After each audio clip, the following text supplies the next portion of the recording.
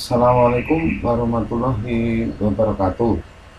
Di video kedua ini saya akan mengupas tentang bagaimana metode pengambilan keputusan manajerial itu. Ya, memang ada beberapa tahapan ya dalam mengambil keputusan. Salah satunya yang terpenting adalah sebuah metode yang harus dilalui. Ya.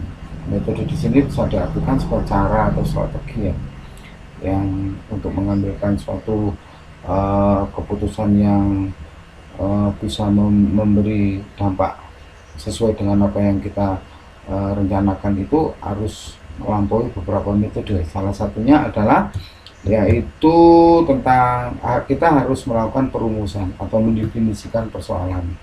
Ini Anda seperti Anda lihat di situ, intinya adalah merekonstruksi sebuah masalah itu menjadi sebuah pertanyaan. Itu singkatnya. Yang pertama yaitu misalnya dengan membuat apakah, dan kedua adalah membuat pertanyaan menjadi bagaimanakah. Ada perbedaan. Kalau apakah itu adalah secara hubungan atau pengaruhnya, tapi kalau bagaimanakah itu kita menganalisis atau samanya, hasilnya kita harus menguraikan berdasarkan apa?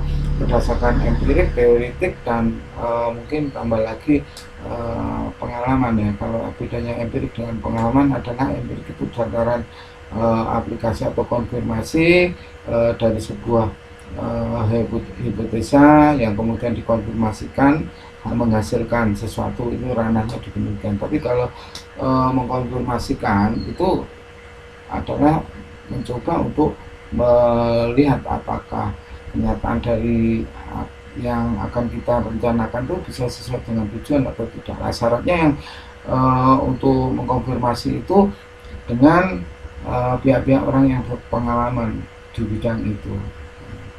Misalnya kalau Anda berbicara tentang rencana anggaran biaya iklan, apakah biaya iklan itu mempengaruhi omset penjualan? Karena dasarnya adalah Anda akan mengeluarkan biaya iklan, terus kemudian harapannya akan menciptakan peningkatan omset penjualan. Nah, itu kita bisa mengkonfirmasikan kepada orang-orang yang berpengalaman di situ.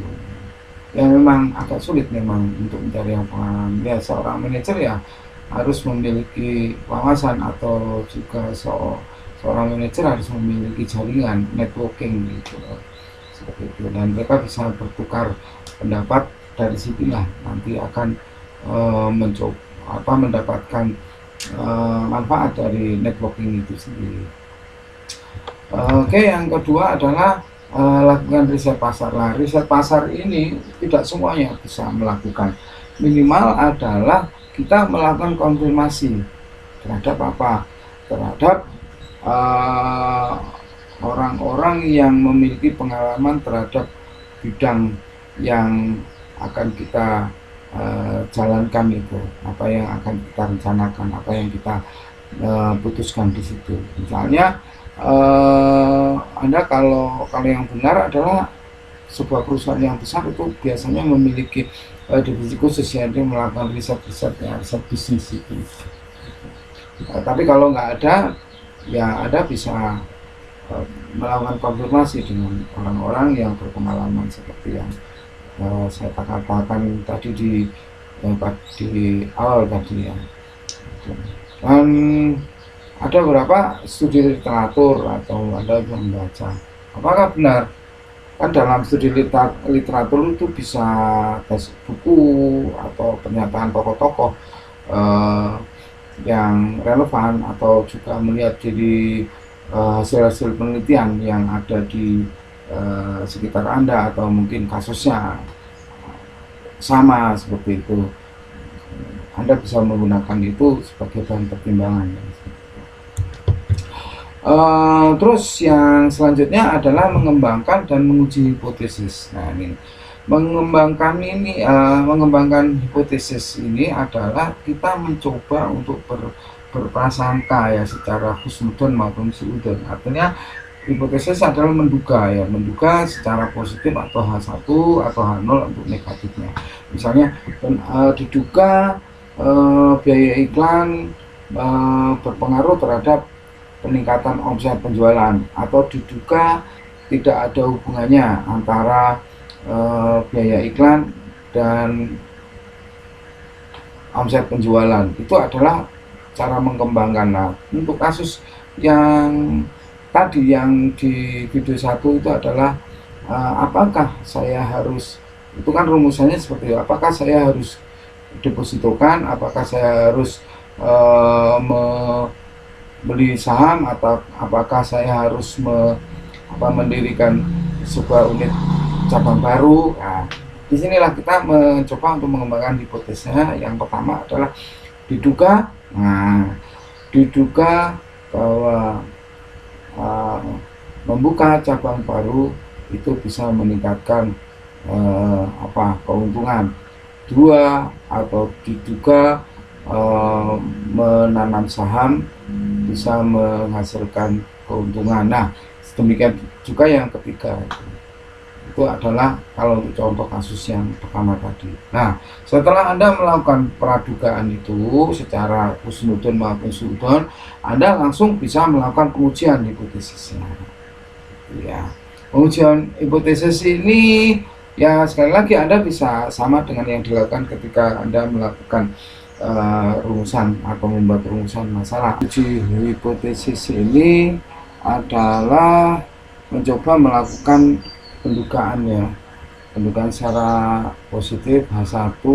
Kalau dalam metode penelitian itu, kalau negatif itu H0 ya, itu artinya menguji secara apakah ini berpengaruh atau sebaliknya tidak berpengaruh, seperti itu. Nah, ini caranya adalah dengan mengembangkan dari rumusan masalah tadi. Misalnya kita ambil contoh yang kedua, apakah biaya iklan itu berpengaruh ya dengan omset penjualan. Nah, hipotesis negatif positifnya seperti ini. Secara positif diduga biaya iklan yang dinaikkan akan berpengaruh terhadap peningkatan omset. Itu adalah husnudonnya atau hipotesis positifnya, apa satunya. Dan demikian juga untuk hipotesis negatifnya atau H0-nya diduga tidak berpengaruh antara biaya iklan dengan omset penjualan, seperti itu. Nah, ini dua hipotesis ini memang harus dimunculkan. Kalau tidak ya kurang kuat hasil analisisnya, seperti itu. Terus kemudian langkah yang terakhir adalah melakukan pengujian. Nah, pengujian terhadap hipotesis tadi. Nah, pengujiannya itu dilakukan dengan cara ya bisa konfirmatif dengan ahli, apakah betul, langkahnya gimana, seperti itu pertanyaan yang pertama dan keduanya. Terus baru kemudian Anda cari, oh berdasarkan hipotesis saya ternyata bahwa biaya iklan itu ketika dinaikkan maka akan berpengaruh ya. Kalau Anda ada kebingungan, mungkin Anda bisa tanya lewat PJM, atau Anda bisa bertanya melalui, Anda tulis di link deskriptif di YouTube ini ya. Saya akan buat video baru sebagai respon dari pertanyaan yang ada di link deskriptif ini.